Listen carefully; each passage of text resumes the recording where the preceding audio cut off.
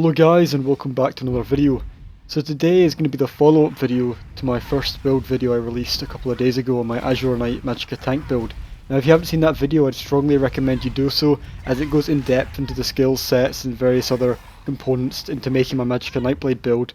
and it's worth keeping that in mind because it will help explain some of the things we're doing in this video.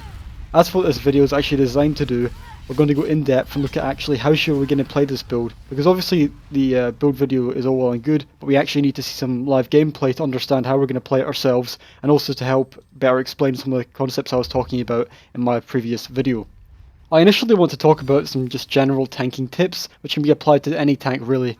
but let's talk about it specifically for Nightblades. So one of the key things as a tank you want to try and learn to do is to face the boss away from your allies. Now it doesn't matter if the boss does not have a Kono, and by the way in this case the boss does have one, which actually makes this technique even better, but one of the primary reasons as a Nightblade tank we're doing this is so that we enable our refreshing path to hit our allies more effectively, because it's a rectangular ability, and consequently if we were actually facing with our allies, in that our allies were right behind us, we wouldn't really be able to hit them with refreshing path unless we were doing some creative movement, which is also a bad thing because as a tank we want to try and keep the boss in a stationary position to allow our DPS to ground dot AoE them down.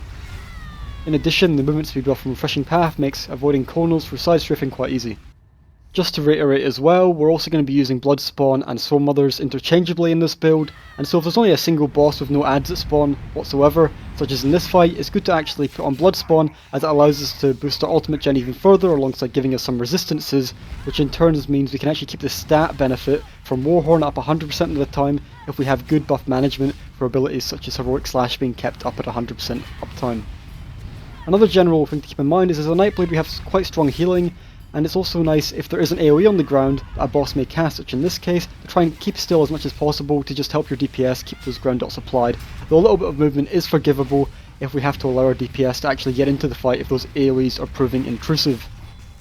Let's now move on and look at some more specifics with regards to this build. I want to highlight one of the weirder things you'll see me doing, which is cancelling my light attack through blocking.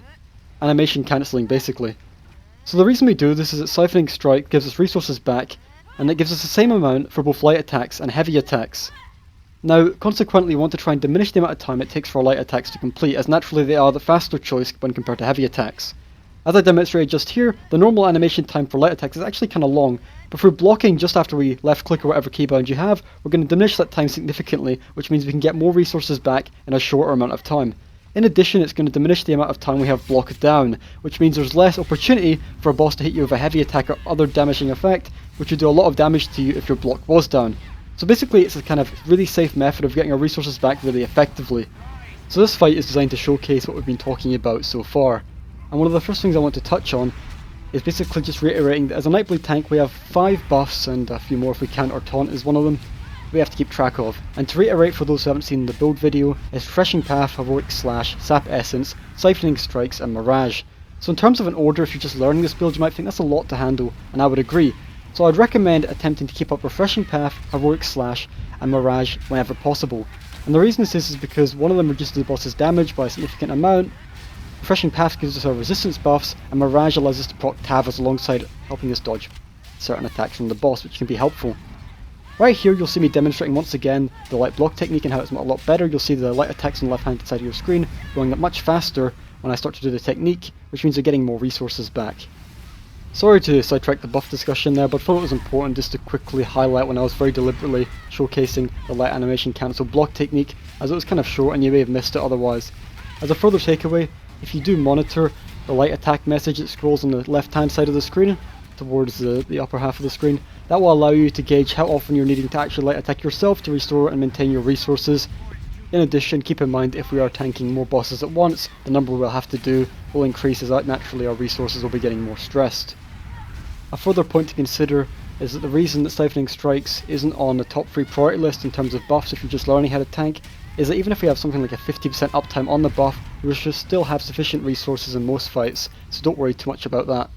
Moving on, let's get into something that I actually quite enjoy about this build, and that is its use of Necrotic Orb, or if you're actually good and have spent the time grinding it out, Mystic Orb I believe, which is far better by the way. So what you're seeing right here is cast the orb into scattered packs of mobs, which is in this case the Fire Atronax. Now the reason we do this is it's going to get aggro for us without actually having to individually taunt the mobs, And as you see right here, by using Swarm Mothers, which drags them in if they hit us while blocking, it actually enables us to gather mobs up a lot easier. Once again, you'll see me demonstrating it here. So we're going to cast Mystic Orb into this pack, which is really far away and would actually be kind of a pain to aggro otherwise, and we're going to cast it ahead of us as well. And this means we can quite easily aggro everything and get it drawn in quite quickly in a manner that's much more efficient in my opinion than if we had to do it for the inner fire technique, which is still actually quite good, but nowhere near as efficient time-wise as this for stacking up mobs for a quick clear. You can also do kind of interesting things like this, where you'll cast Orb that way, and then run to the next pack, which is kind of far away, meaning that you can aggro both of them at the same time, which diminishes the amount of time we actually have to run with mobs behind us. And if you've ever done some kind of speed clear, you'll know that sometimes our allies can actually get caught by mobs if we have to aggro that pack and then run to the next one, so we diminish the amount of time where something could actually go wrong. Now unfortunately in this clip here, we do have a sorcerer who's running pets, and yeah, unfortunately pets can actually draw aggro, which actually interrupts the ease in which we can stack mobs, as sometimes they're liable to come off of us and go into a pet for no apparent reason. Well, I suppose the reason would be that actually the pets are just aggro things on random. Once again, we're demonstrating it here on a boss fight. We're putting orbs on right and left to hit both packs, and then we're aggroing the boss, which means that we're aggroing the entire room effectively at the same time, which, as you'll see quite here, enables us to draw in a relatively spread out group very easily, which in turn means we can burn them down. And yeah, I honestly think this is probably one of the most overlooked parts of Necrotic Orb, at least for Nightblade, because it's using Swarm Mothers, and it's something I highly recommend picking up if you haven't, and I don't think it's something too well employed, to be honest. At least I haven't seen other tanks use it. So yeah, hopefully you do enjoy that, and for me it was certainly something I had a lot of fun with, and actually perfecting it and getting, you know, to grips with it was really enjoyable.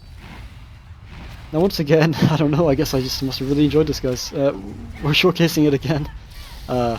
Just using it to grab aggro. And I know that it's not always going to work. Sometimes you will hit them and get initial aggro on a mob, but it will just switch to your ally, and honestly it's a little bit touch and go. But this is not purely but not Necrotic Orb this fight. It's also putting together Necrotic Orb in conjunction with what we talked about, keeping our buffs up. And also, as you see here, that boss has a charge, and if we position ourselves in between a pillar and the boss, it actually means that the charge is not going to go the full length. And as you see here, I'm resetting the boss by moving out, dragging him out a little bit, and then getting behind the pillar once again. And, you know, not to... here he goes, he charges again, and as you see, he stays in position, which means that our group AoE dots do not need to be reapplied, and it's an easy sort of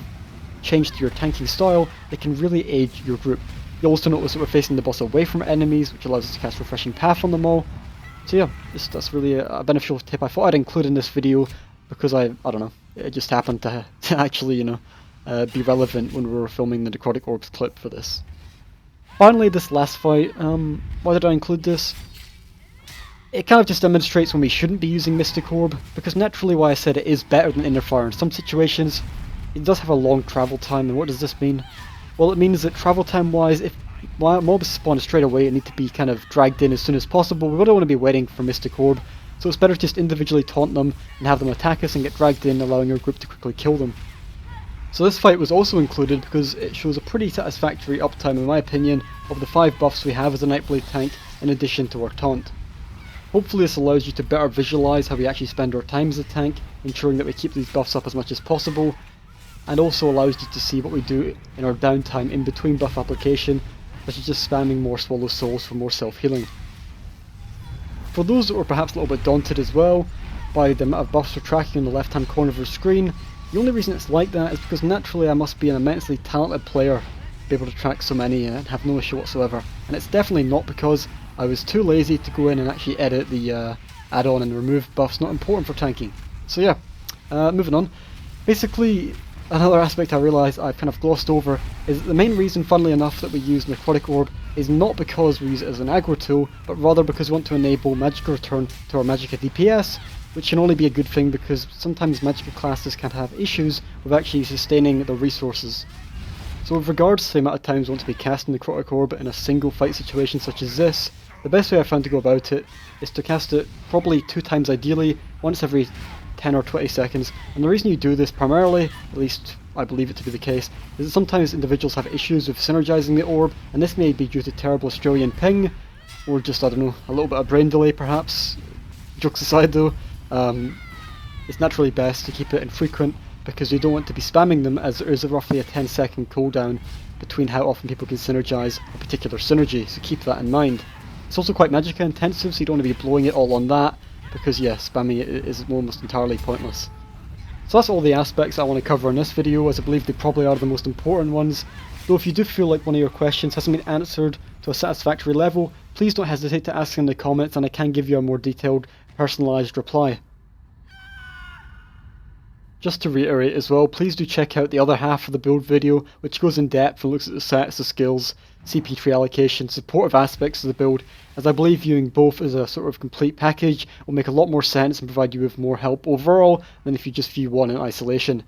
Anyways, thanks once again for viewing the video and supporting me. I really do appreciate all the subscriptions, all the likes that I get. I can't reiterate that enough. And yeah, please do have a very safe and happy holidays, and I do hope that the new year is a good one for you. Anyways guys, until next time, bye for now.